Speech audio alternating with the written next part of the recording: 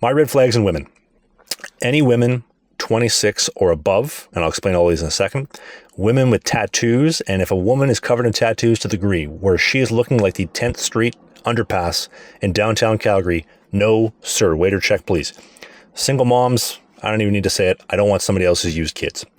Hardcore liberals, liberal belief systems, feminists. I've heard some people argue that all women are feminists. It's to what degree, and that is true. I have converted women from being, I would say, borderline liberal feminist women to bringing them back over to the good side. And I don't mind doing a factory reset on a woman, because if she likes you enough, you can do a factory reset very easily and bring her over back to the common sense side of things. If she likes you enough, if she doesn't like you, she ain't gonna listen. But it's nicer when they come factory restored.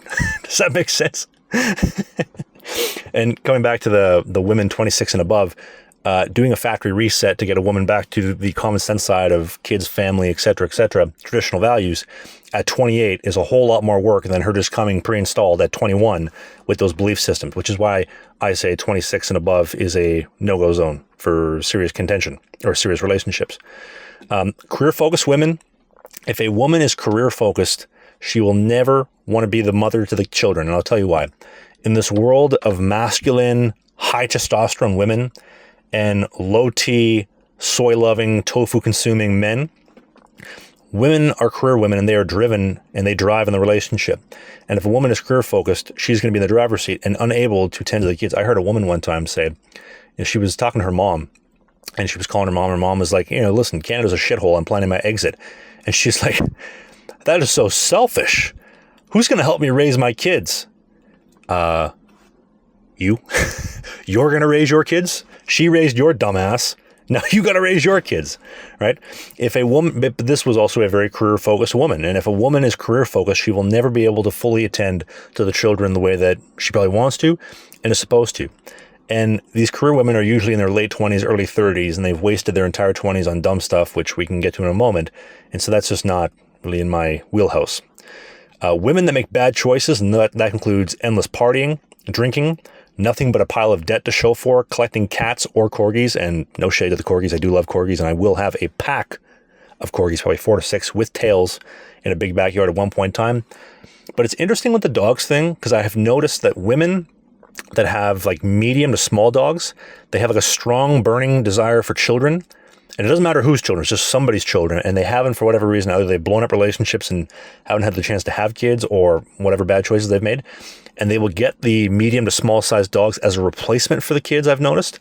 But then women that have like big dogs, like the Dobermans or like the fighting style dogs, they're extremely masculine, and they've usually had a really, really bad experience with, I guess what you can almost describe as like a Chad type of deal. And that dog is almost like a substitute. I've noticed a very strong correlation. Medium, small, they want kids. Big dogs, they've just been traumatized by somebody to some degree, which is really interesting too. A huge other red flag as well is that she wants to stay in Canada full-time forever. With the way the world is changing, and we can say this for a different debate, but you can't look me in the eyes and honestly tell me, Trav, I think the taxes in Canada are going to get lower in the next 10 years. I think the government is going to become less authoritarian. I think freedom and more free enterprise is going to come. No. Oh, you think the family law is going to be more pro-father? You're off your rocker. It's not. And so if a woman wants to stay in Canada her whole life and is committed to going down with the ship, that's fine. I'm getting on a life raft. I'm making my plan and my exit, and you better be on board with that, or I'm not taking you seriously, type of deal. And all this too, none of this is any of this like big scary shakedown all about you better do this, or none of that. If you want me to take you seriously, and I would like to, and I can't take you seriously and care for you if you're doing this type of stuff, then I'm just gonna have to let you go. And I just won't take you very seriously. I'll entertain other women more seriously, and usually that is the part that gets them to behave and act in line. I'm gonna take other women more seriously than you, and this can just be a recreational use only type of deal. And you bet your ass they stopped doing what they were doing. There was this one gal, and I've told the story before. She's probably one of the biggest attention seekers that I dated probably my entire life. Just Instagram stories, palooza, jugs, titties, back end, everything hanging out on Instagram. Like bi-weekly selfies, boomerangs, you name it. I remember even one time she FaceTimes me. She's like, I bought some new outfits for my new job. I'm like, new job? You've had like 3 new jobs the past 2 months.